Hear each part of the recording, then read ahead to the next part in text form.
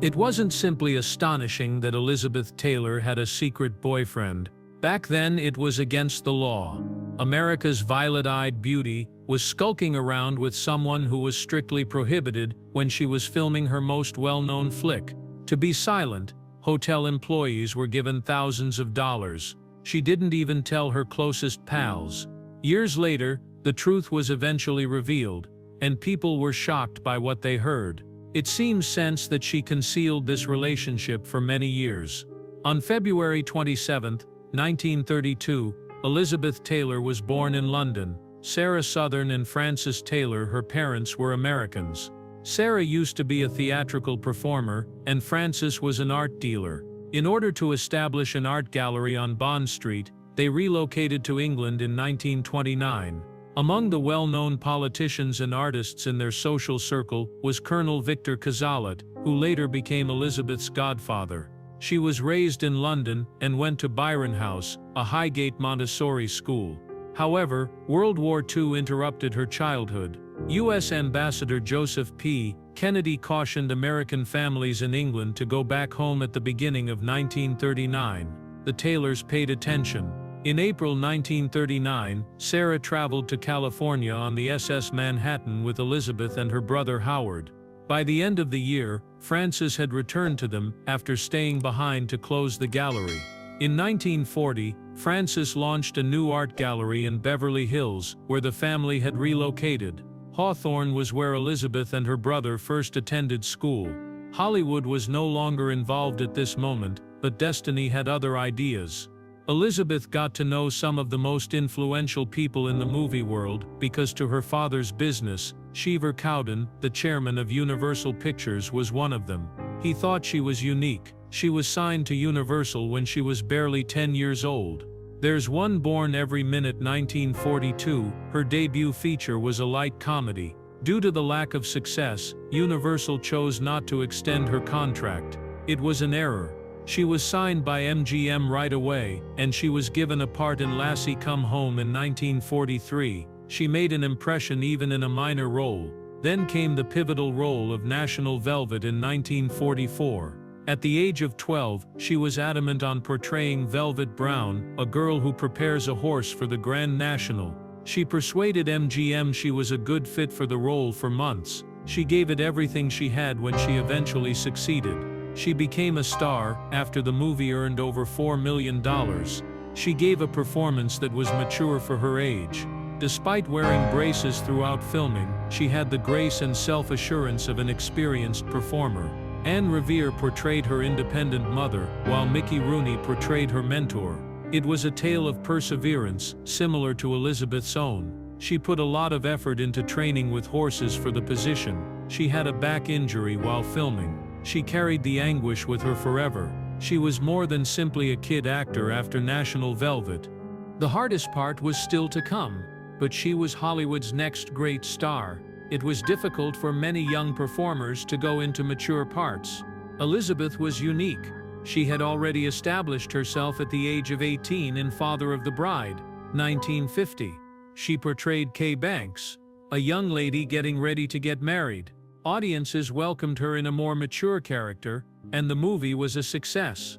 The movie that altered everything was A Place in the Sun, which came out in 1951. Taylor demonstrated her ability to handle severe drama by portraying Angela Vickers, an affluent socialite entangled in a tragic love triangle. The movie, which was based on a tragedy in America, examined moral quandaries, class conflicts, and ambition. She received high marks from critics, and the movie took home 6 Academy Awards. Giant, 1956, an epic play that addressed racial conflicts, gender roles, and riches in Texas, was her next big hit. A strong-willed lady negotiating marriage and power issues in a large cattle enterprise, she portrayed Leslie Benedict. The project, which had a $5 million budget, took months to shoot in Marfa, Texas. James Dean and Brock Hudson, Taylor's co-stars who would go on to become legendary, were close friends. Tragic events, however, occurred before to the movie's premiere. In September 1955, James Dean lost his life in an automobile accident. Because Taylor was inconsolable, Leslie's emotional journey was all the more potent. One of her most famous films, Giant, was a huge success. Raintree County, a drama set during the Civil War and based on a novel by Ross Lockridge Jr., garnered Taylor's first Academy Award nomination in 1957. She portrayed Susanna Drake, a Southern beauty whose marriage to Montgomery Clift's character is gradually destroyed by her mental instability. Since Susanna's battles with trauma and paranoia were the main focus of the part, it demanded a great deal of emotional depth. The movie itself was difficult. It was one of Hollywood's first attempts at widescreen cinema, and because of its scale, it was expensive and delayed. Although it received mixed reviews, Taylor's performance was noteworthy. Her ability to blend charm with more sinister feelings was commended by critics. Another stage in her development as a serious actor was the Academy's recognition of her efforts with a Best Actor nomination. Her career was at its height by 1958, but a disastrous turn in her personal life was on the horizon. Tragic events occurred shortly after she began photographing Kat on a scorching tin roof. In March 1958, her husband, producer Mike Todd, perished in an aircraft accident. Due to sickness, Taylor stayed at home instead of taking the travel as planned. She was broken by the loss. Overwhelmed by loss, she vanished from the spotlight. However, MGM pushed her to go back to work. Based on Tennessee Williams' play, Cat on a Hot Tin Roof was already destined to become a big movie. Maggie was portrayed by Taylor, a passionate and irritated lady who finds it difficult to deal with her husband's emotional detachment. She conveyed genuine grief to the character. Every scene reflected the rawness of her sadness. The movie received 6 Academy Award nominations, including one for Taylor, and became MGM's biggest hit of the year. Her personal life, however, got even more difficult as her profession flourished. She turned to singer Eddie Fisher, her late husband's best friend, for solace in 1959. The issue was that Fisher was already wed to Debbie Reynolds, America's sweetheart. Taylor was characterized as a homewrecker after their romance was made public. The controversy was all over. MGM seized the chance without hesitation. The promotion for Cat on a Hot Tin Roof included suggestive photos of Taylor, being aware that the debate would draw people to the theater. In Butterfield 8, 1960, a movie Taylor never intended to make, the studio took the same approach. Her portrayal of call girl Gloria Wondrous contributed to the public's fascination in her personal life. Taylor called the movie a piece of garbage and detested it. It didn't matter though, it was well received, and it earned her an Oscar, much to everyone's astonishment. Hollywood seemed to be thanking her for making it through the turmoil of her life. When Elizabeth Taylor joined Cleopatra in 1960, it irrevocably altered Hollywood. She was the first performer to earn a $1 million salary guarantee for a single movie. It was an unprecedented sum at the time, about equivalent to $10.8 million today. Her agreement didn't end there though. Additionally, she obtained a 10% cut of the movie's overall earnings. Delays and mishaps caused her profits to reach around $7 million by the end of filming, or almost $60 million in today's currency. It was an unprecedented contract that changed the way actors bargained for their value. She became famous for the manner she handled these discussions. According to reports, Taylor led them from her bathtub, as her husband Eddie Fisher communicated her requests to 20th Century Fox officials. She celebrated by sipping champagne in the jacuzzi when the studio finally agreed to her $1 million base pay. This was a statement, rather than merely business. She was one of Hollywood's top stars at that point, having previously won an Academy Award for Butterfield 8 in 1960. Cleopatra became one of the most anticipated films of her day, only because of her name. However, pressure came along with such a large pay. Things began to get out of hand since the company expected the movie to be a big smash. Even more significant was taking place off-screen as Cleopatra battled behind the scenes. Taylor and Richard Burton's on-set affair turned into one of the most startling Hollywood scandals of the time. Despite the fact that Burton was married to Sybil Williams and Taylor was married to Eddie Fisher, their connection was undeniable. They became close when a planned kiss during shooting evolved into something much longer. The romance became into a global fascination. They were trailed everywhere by paparazzi. taking pictures of their private meetings and photographing them together on a Mediterranean boat. Those photos garnered international attention. Their connection was even denounced by the Vatican as erotic vagrancy. However, public indignation only heightened interest. Although Taylor first resisted Burton, claiming she wouldn't be another one of his conquests, their bond was too powerful. Their narrative of love was intense, erratic, and hard to ignore. Burton lavished her with costly presents, such as diamonds that rose to fame on their own. In 1964, they got married, got divorced in 1974, and got married again in 1975. Their friendship made it difficult to distinguish between drama in real life and Hollywood fiction, altering the way that celebrity relationships were reported in the media for all time. At the same time, Cleopatra was starting to rank among the priciest pictures ever produced. The $2 million initial budget caused expenses to soar because of ongoing delays, intricate set designs, and a problematic production schedule. The total cost by the conclusion of filming was $44 million, which is more than $320 million now. After only 10 minutes of usable film, Ruben Mamoulian, the initial director, resigned. It was necessary to relocate the entire production from England to Rome. The situation was exacerbated by Taylor's health issues. She had to have an emergency tracheotomy after contracting pneumonia, which caused her to miss weeks of work. The magnitude of the picture was unparalleled. There were more than 26,000 outfits made. Taylor wore 65 different clothes in one movie, which was more than any other actress at the time. A full-scale model of Cleopatra's boat, adorned with genuine gold plating, was one of the intricate sets that had to be constructed from the ground up. In spite of all the publicity, Cleopatra had trouble making money. In 1963, it was the highest-grossing film, generating $57 million globally.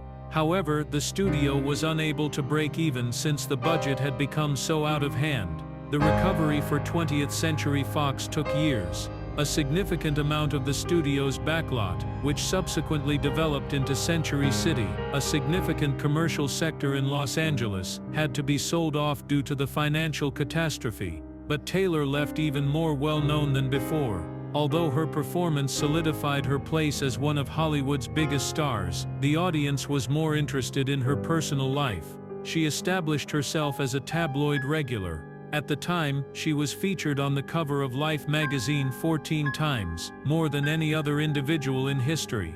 In order to acquire pictures of her and Burton together, paparazzi trailed her everywhere, sometimes scaling trees or using telescopic lenses. Elizabeth Taylor had both successful and difficult times during her career. Butterfield 8, a movie she never intended to shoot, earned her her first Academy Award in 1961. She portrayed Gloria Wondrous, a lady entangled in a problematic relationship.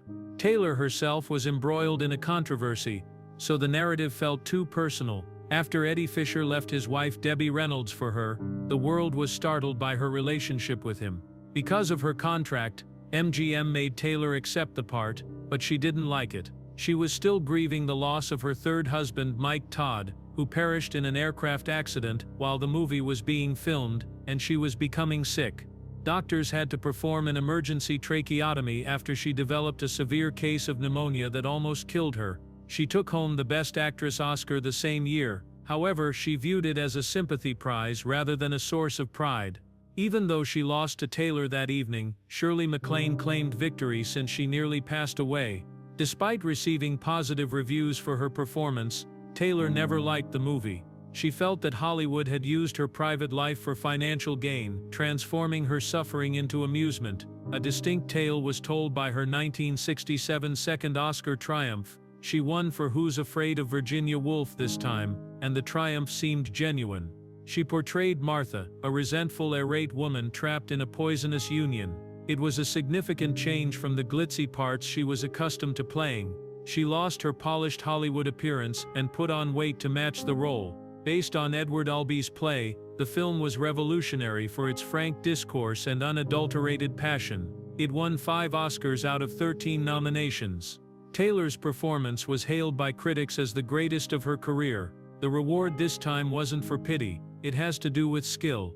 The cinematic career of Taylor was in decline by the late 1970s. Hollywood had evolved. The old Hollywood glitz that Taylor embodied was becoming less appealing as actresses like Meryl Streep and Jane Fonda emerged as the new stars. Among her pictures from this era are Boom, were movie office flops in 1968, and the same year's Secret Ceremony. Even her subsequent collaborations with Richard Burton in Dr. Faustus, 1967 and Milkwood, 1972 failed to pique viewers' curiosity. In the 1980s, Taylor resorted to theater and television as film roles became more limited. She acted in TV films including Victory at Entebbe and made cameos on General Hospital. She debuted on Broadway as Regina Giddens in The Little Foxes in 1981. Fans waited in line to see her despite the unfavorable reviews. Taylor continued to be a legend even as Hollywood changed. Elizabeth Taylor experienced controversy, heartache and passion in her romantic life. On May 6, 1950, she married Conrad Nicky Hilton Jr. at the age of barely 18. Their wedding was a lavish Hollywood event, and he was the heir apparent to the Hilton Hotel fortune. Everything was planned by MGM Studios, including the star-studded guest list and the couture gown designed by Helen Rose. The event seemed like a fairy tale, because it was held at the Church of the Good Shepherd in Beverly Hills. The truth, however, was quite different. Hilton battled drinking and was 6 years older. He was emotionally and physically aggressive. As his aggressive behavior increased, their European vacation became a nightmare. Taylor subsequently disclosed that one of his rants caused her to miscarry. She claimed mental abuse as the reason for her divorce, which was filed just 8 months after their wedding. Officially, the marriage ended on January 29, 1951. Later on, she acknowledged that she had been too young and ill-prepared for the true meaning of marriage. It felt very different in her second marriage. She wed British actor Michael Wilding in a modest ceremony at London's Caxton Hall on February 21, 1952. He gave her a sense of stability she had never experienced before, despite being 20 years older. They had 2 boys and established a peaceful life in England. On January 6, 1953, Michael Howard Wilding was born, and on February 27, 1955, Christopher Edward Wilding. However, Wilding's career started to wane as Taylor's flourished. While she was overseas filming Giant in 1955, rumors circulated that he had relationships with strippers. As their distance from one another increased, they were divorced on January 26, 1957. Although they continued to get along well, Taylor later acknowledged that there was no romance in their marriage. Mike Todd brought that fire with him. On February 2, 1957, in Acapulco, Mexico, she was married to the film and theater producer who had captured her heart. Todd's grandiosity and penchant for luxury were well known. He lavished Taylor with presents and extravagant expressions of love. He hosted a celebration at Madison Square Garden for her birthday, which drew almost 18,000 people. On August 6, 1957, their daughter Elizabeth Liza Frances Todd was born. Tragic events occurred on March 22, 1958, while Taylor was incredibly in love. Engine failure caused Todd's own aircraft, the Lucky Liz, to crash. He passed away right away. Taylor was heartbroken. Todd's close friend, singer Eddie Fisher, who was then married to actress Debbie Reynolds, took her into his arms as a result of her sadness. What began as solace quickly descended into controversy. The news of Taylor and Fisher's romance infuriated the people. Reynolds was the love of America, and Taylor's reputation as a home wrecker was swiftly established. Fisher married Taylor on May 12, 1959, after leaving Reynolds. However, there was difficulties in their relationship from the beginning. He found it difficult to keep up with her notoriety and assertive nature. Then Cleopatra arrived. When Taylor and Richard Burton first met during the 1962 filming, their connection was evident. One of the largest scandals in Hollywood history resulted from their romance. On March 5, 1964, Taylor filed for divorce from Fisher, abandoning him for Burton. Reynolds subsequently acknowledged that Fisher had simply served as a short-term diversion for Taylor during her grief over Mike Todd. The most notorious of her 5 marriages was the 5th. While filming Cleopatra in 1961, she got to know Richard Burton. The fact that they were both married was the issue. Burton to Sybil Burton and Taylor to Eddie Fisher, yet it was hard to overlook their relationship. As their affair developed in front of the media, the entire world watched. Even the Vatican denounced Taylor for sexual vagrancy because it was so outrageous. She had captured Burton's attention. Like the pull of gravity, he described her as irresistible. She was equally enamored with him. Despite his messy appearance and constant drinking, he drew people in with his charisma and sensitivity. Everywhere they went, paparazzi took pictures of their snatched moments on boats and in Rome's streets. Their relationship garnered more media attention than John Glenn's orbit around the planet. It transformed private lives into public entertainment, permanently altering celebrity society. On March 5, 1964, Taylor and Eddie Fisher got divorced. She married Burton in a secret wedding at the Ritz-Carlton in Montreal 10 days later. Her age was 32. His age was 38. "You have gone through great travail in your love for each other," their pastor said, acknowledging the upheaval that had brought them together. That love was as passionate as it was costly. Burton lavished Taylor with presents, aircraft, yachts, furs, and, most notably, a $1 million diamond necklace. They became the most well-known pair in Hollywood, after appearing together in 11 films. However, their union was far from ideal. Taylor has a history of drunkenness. Burton had extramarital relationships. They were torn apart by the same emotion that united them. In June 1974, 10 years later, they got divorced. They surprised everyone a year later when they remarried in Botswana in October 1975. However, the second attempt did not succeed. They got a final divorce in July 1976. Burton was always referred to by Taylor as her true love. Every other man after him, she maintained, was only a buddy. It was different in her sixth marriage. She left Hollywood and entered the political sphere. She wed John Warner in 1976, a Republican candidate for a U.S. Senate seat. Their affair progressed quickly after they first met following her last breakup with Burton. Their December 4, 1976, wedding was very different from her earlier ones. It took place on Warner's Virginia property around sundown and was tiny and straightforward. Warner was only starting off in politics, and Taylor benefited from his notoriety. When cadets met her during the Founders' Day ceremony at Virginia Military Institute, they threw their caps in the air. She was his secret weapon for winning the race, as Warner frequently joked. Taylor first enjoyed the change of pace. For the first time in her life, she claimed to feel anchored. But she didn't like living in Washington, D.C. Hollywood was something she missed. She became depressed due to the lack of excitement and resorted to drugs and drink. The marriage was failing by December 1981.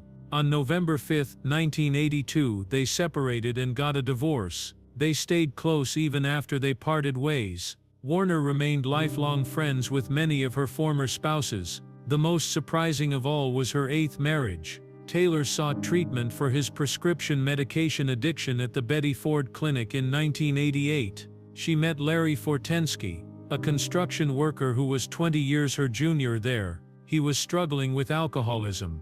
She was a member of the Hollywood elite. He was just a regular man. None of that mattered in recovery, though. Their October 6, 1991 wedding was a unique occasion. It cost between $1.5 million and $2 million and was held at Michael Jackson's Neverland Ranch. Nancy Reagan and Eddie Murphy were on the guest list. Alongside her son Michael Wilding Jr., Jackson escorted Taylor down the aisle while helicopters circled overhead, attempting to take pictures.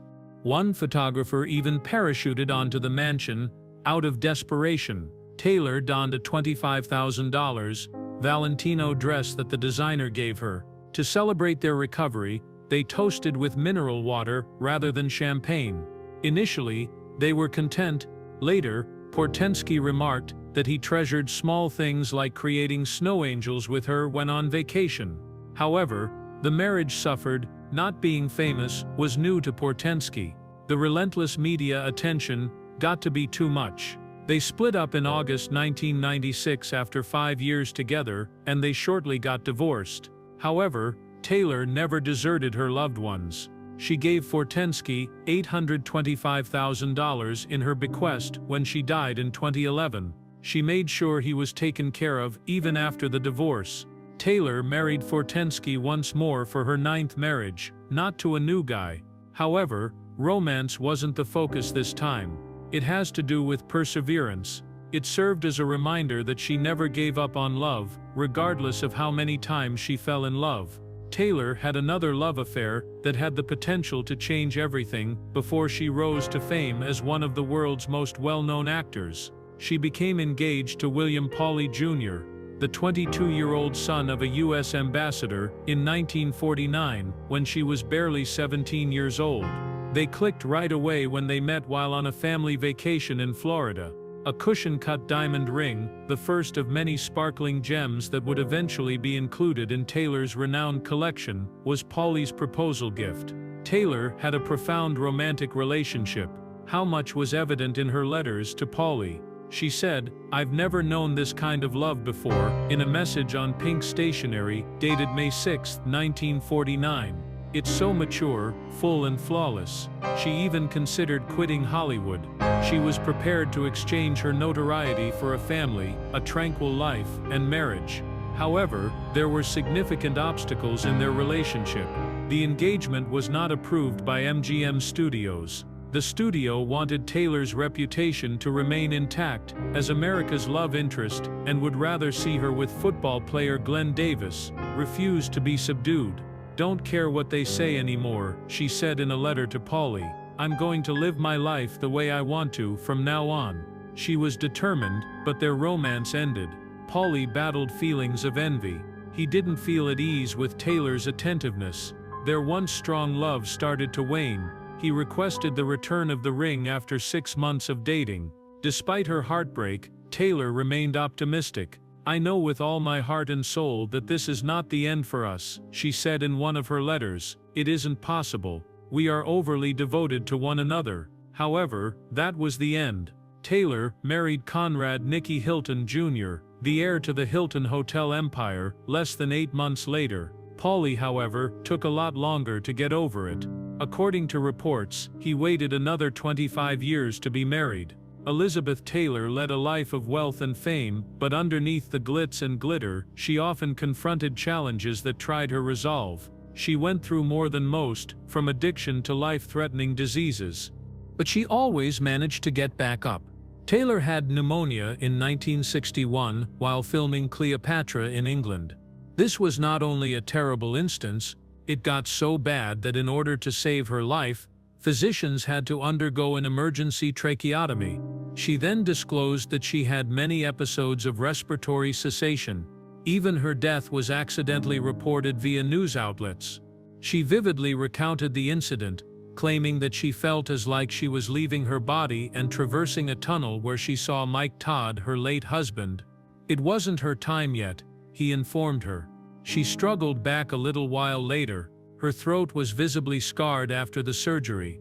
And a few weeks later, she accepted the Best Actress Oscar for Butterfield 8 on stage at the 1961 Academy Awards.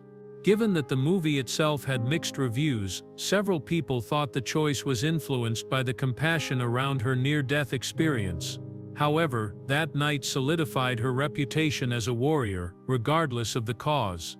Taylor's private life had been tainted by controversy prior to this. The public viewed her as a home wrecker since her romance with Eddie Fisher during his marriage to Debbie Reynolds made headlines. But everything changed after she fought pneumonia. She was more relatable because of her struggle for survival. For the first time, she was perceived as weak. It marked a sea change in the way the world perceived her. She struggled with more than just pneumonia. For years, Taylor battled addiction. It began while it was young. While filming National Velvet in 1944, she had a back injury at the age of 12. The agony never completely disappeared. She eventually started using prescription medicines as a coping mechanism. To make matters worse, Mike Todd died in an aircraft crash in 1958. Another escape was alcohol. Addiction had taken over her life by the late 1970s. She felt lost and alone in Washington, distant from Hollywood, when she was married to Senator John Warner. She then claimed to have turned into an addict and an alcoholic. She surrounded herself with individuals who supported her addiction and coerced physicians into writing prescriptions for high dosages of drugs. She was taking over 300 prescription drugs in 1 year at one time. That was in December 1983. She checked herself into the Betty Ford Clinic for alcoholism, making her the first well-known celebrity to do so. Rehab was stigmatized at the time, particularly for someone so well-known. Taylor didn't hide though. For 7 weeks she struggled with withdrawal and the intense emotional suffering that had led to her addiction. She was stronger when she left, but the fight was far from done. Following Richard Burton's passing in 1988, she relapsed and went back to Betty Ford. She won the battle this time for good. She was very candid about her addiction. While celebrities in Hollywood made a concerted effort to keep their hardships quiet, Taylor embraced hers as motivation. The world's perception of rehab changed as a result of her choice to get therapy. Other famous people, such as Mary Tyler Moore and Johnny Cash, followed her example when she became public. She demonstrated that even the most famous people may conquer their issues. She overcame her addiction, but her body still presented difficulties. Throughout her life, she underwent 30 to 40 operations. Scoliosis, hip issues, and chronic back pain made daily life difficult. She underwent 2 hip replacements in the middle of the 1990s. Doctors then found a benign tumor pushing against her brain in 1997. Following an MRI scan during a standard checkup, the news was revealed. She underwent surgery at Cedars-Sinai Medical Center in a matter of days. After 3 hours, the tumor was effectively removed by the specialists. Her 65th birthday was spent recuperating, but she seemed unfazed. She returned to work a few weeks later, concentrating on AIDS campaigning. She was among the first celebrities to take action in the 1980s, when HIV/AIDS was rapidly spreading and false information was pervasive. She campaigned for actual change rather than only increasing awareness. After her close friend Rock Hudson passed away in 1985, she began her crusade. He was among the first well-known people to pass away from symptoms associated to AIDS. Although the world was horrified by his passing, Taylor took it personally. She witnessed the lack of support and isolation caused by the illness. She wouldn't keep quiet. She began utilizing her power to call for action that same year and co-founded the Foundation for AIDS Research, or AMFAR. She continued after that.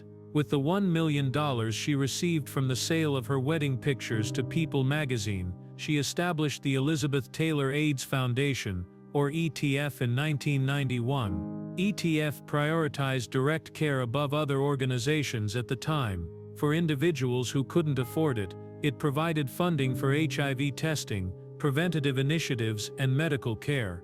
Taylor ensured that all donations went directly to the cause by covering all operating expenses personally. The effect was enormous. Over $15 million has been provided by ETF to initiatives in 33 countries by 2015. One of its most fruitful initiatives was the establishment of mobile health clinics in Malawi, in collaboration with the Global AIDS Interfaith Alliance. Nearly half of the 1,000 patients these clinics saw each day were youngsters under the age of 5. This effort saved lives during a period when access to therapy was restricted. Without fear, Taylor took her battle to Washington. She gave several congressional testimony, advocating for more financial support for HIV/AIDS research. Her work contributed to the passage of the Ryan White Care Act in 1990, a statute that continues to provide vital financing for treatment programs to this day.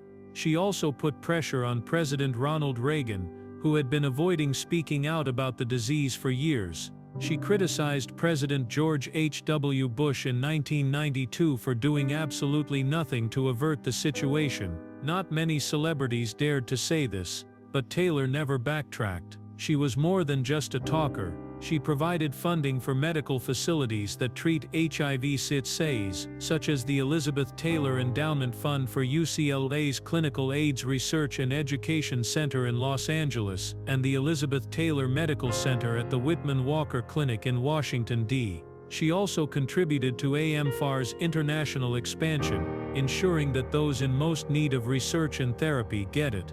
She contributed to the raising of almost $270 million for HIV/AIDS causes during her lifetime. An amazing tale of Taylor's efforts came to light years later. According to her close friend Kathy Ireland, Taylor operated an illegal network to supply AIDS drugs that were not authorized in the 1980s. Ireland claims that Taylor converted her Bel Air home into a safe haven where patients could obtain experimental medications that the U.S. had not yet authorized. She even raised money for the procedure by selling her own jewelry.